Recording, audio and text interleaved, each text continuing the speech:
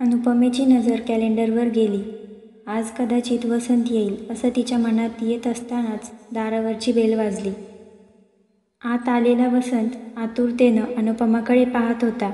हे त्याच्या नेहमीच्या स्वभावाला धरून नव्हतं, पण आज तिनं काय निर्णय घेतला असेल याविषयी त्याचं मन उत्कंठेनं भरून आलं होतं. वसंतनं खोलीत नजर टाकली.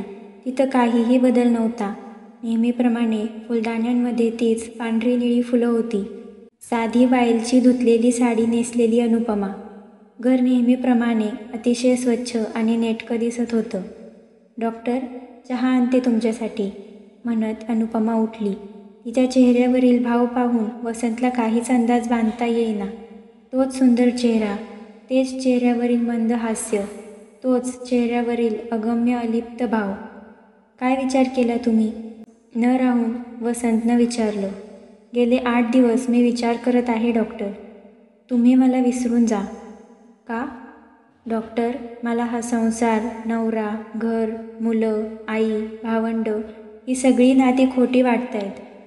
माझा अनुभव पाहता मला संसाराच्या जंजाळात अडकण्याची मुळीच इच्छा नाही. माझी मी आणि सगळे माझेच. कृपा करून मला त्यात खेचू नका.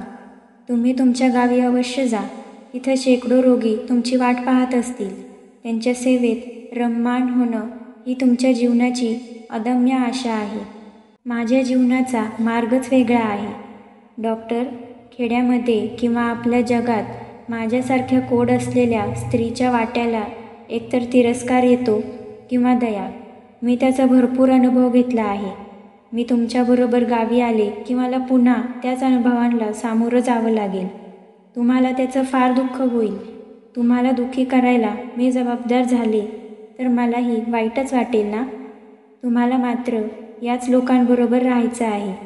हे माणसांचं निबिड अरण्य, जिथं जगणंही अशक्य होतं, ती मुंबईच मला अत्यंत प्रिय आहे. इथं केवळ माणुसकीची ओळख पटते. जाती, पंथ, भाषा यापेक्षाही डॉलीनं माझ्यावर विश्वास ठेवला आणि हे घर माझ्यावर सोपून निघून गेली. हे आणखी कुठल्याही लहान गावात शक्य आहे काय? तुम्हीच सांगा. आणखीही सांगते, मला कोड आहे ही गोष्ट या गावात मी जेव्हा आरसा पाहते तेव्हाच लक्षात येते.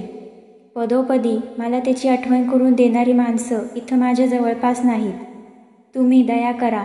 माझ्या निर्धाराला तुम्ही मोडता घालू नका.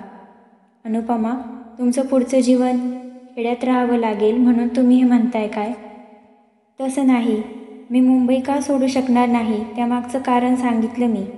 माझं पुढचं जीवनही असंच जाईल. माझी आवडती शिक्षिकेची नोकरी, माझे विद्यार्थी-विद्यार्थिनी, माझी आवडती रंगभूमी. दरवर्षी नवनवे विद्यार्थी येतील. त्या नव्या लाटांबरोबर मीही वाढेन. त्यांच्या जगात मी स्वतःला विसरून जाईन. माझी जीवनाकडून याहून जास्तीची अपेक्षा नाही. जीवनानं मला सर्वोत्कृष्ट असं दिलं आहे. माझा हाच स्वर्ग आहे. पण पुढचं कुणाला ठाऊक आहे डॉक्टर? जीवनाची कुणाची अखेर कशी ह्याविषयी कुणीही ठामपणे सांगू शकत नाही. ज्यांना मुलं नाहीत त्यांचं पुढचं आयुष्य कसं असतं तेही जाऊ द्या. ज्यांना मुलं आहेत पण वृद्धपकाळी आईवडिलांना विचारत नाहीत त्यांचं जीवन कसं असतं? मी फार पुढचा विचारच करत नाही. अनुपमा, यावर तुम्हाला काय सांगावं हे मला समजत नाही. अनुपमाचे डोळे पाण्यानं तुडुंब भरले होते. डॉक्टर, मी तुम्हाला कधीही विसरणार नाही. तुमच्या अंतःकरणाचं मला सतत स्मरण राहील. मला हा रोग झाल्यावरही वैद्यकीय दृष्टीनं विचार करून तुम्ही माझ्याशी लग्न करायला तयार झालात. माझ्या दृष्टीनं ही फार मोठी गोष्ट आहे. पण या अनुभवांमधून जाताना मीही वेगळीच होऊन गेले आहे. आज मला गृहस्थ जीवनाचाच वीट आला आहे. तुम्ही तुम्हाला अनुरूप आणि तुमच्या स्वभावाशी मिळत्या जुळत्या मुलीचा शोध घेऊन तुमच्या जीवनाचं इप्सित साध्य करून घ्या. एखादी डॉक्टर सहचरी भेटली तर फारच उत्तम. माझ्या शुभेच्छा सतत तुमच्या पाठीशी असतील. मुंबईला याल तेव्हा तुमच्या या मैत्रिणीला विसरू नका. जनारण्य मुंबई शहरात तुमची ही महाश्वेता मैत्रीण तुम्हाला कुठल्याही स्वरूपाचं सहाय्य करायला सतत तयार आहे, हे विसरू नका.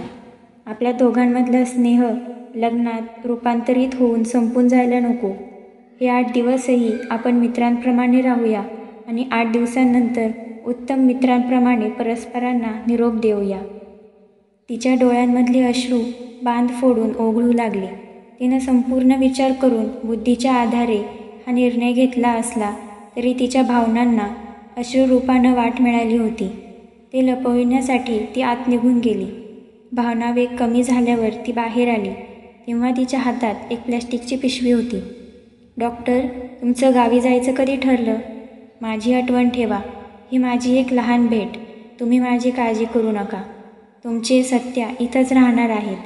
आवश्यकता असेल तेव्हा ते मला मदत करतील. तुम्ही मुंबईला याल तेव्हा मात्र मला भेटल्याशिवाय जायचं नाही. वसंतनं पिशवी खोलून आतलं पुडकं बाहेर काढून पाहिलं. तो गडद निळ्या रंगाचा अनुपमानं विणलेला स्वेटर होता.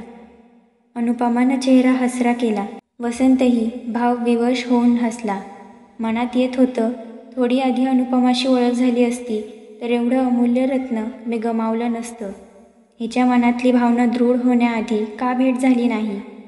एवढ्यात दारावरची बेल वाजली. दार उघडलं तरी बाहेरच्या विनितेनं आत डोकवून निश्चल वसंतकडे पाहिलं. हसऱ्या अनुपमेकडे पाहून तिनं विचारलं, मॅडम येऊ? ये विनिता, डॉक्टर आले आहेत.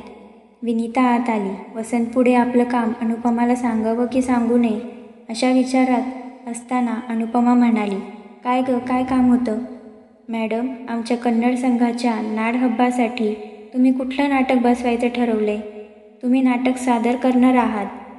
मी केवळ दिग्दर्शन करणार. तुम्ही सगळे मिळून ठरवा. ही काही नाटकं आहेत ती पहा. मॅडम, तुम्ही कॉलेजमध्ये शिकत असताना बाणभट्टाच्या कादंबरीवर आधारलेलं महाश्वेता नावाचं नाटक केलं होतं ना? हो, पण तुला कोणी सांगितलं? माझी मावशी सांगत होती. ती तुम्हाला ज्युनियर होती. आशा तिचं नाव. तुमच्या लक्षात नसेल. ठीक आहे, तुम्हा सगळ्यांना ते आवडलं असेल तर तेच बसवता येईल. अनुपमा क्षणभर स्तब्ध होऊन एकदम त्या पात्राच्या मनोभूमिकेत शिरून उद्गारली. जशी चंद्राची रोहिणी, जसे सूर्याचे कमळ, जशी नारायणीची लक्ष्मी, तशीच मी तुझी. हा कुणीही असो, कुठंही असो, यावरचं माझं प्रेम अचल आहे. हिमालयाप्रमाणे स्थिर आहे, शांत सागराप्रमाणे खोल आणि मानस सरोवराप्रमाणे निर्मळ. नाटकात महाश्वेताची भूमिका करू इच्छिणारी विनिता आणि वास्तव जीवनात पुंडरीकाप्रमाणे असूनही महाश्वेताचे जीवनाशी एकरूप न झालेला वसंत अनुपमाकडे पाहत राहिले. अनुपमाच्या ओठांवर मंद हास्य होतं. केवळ वसंतलाच त्या हास्यामागील अर्थ पूर्णपणे उमगला.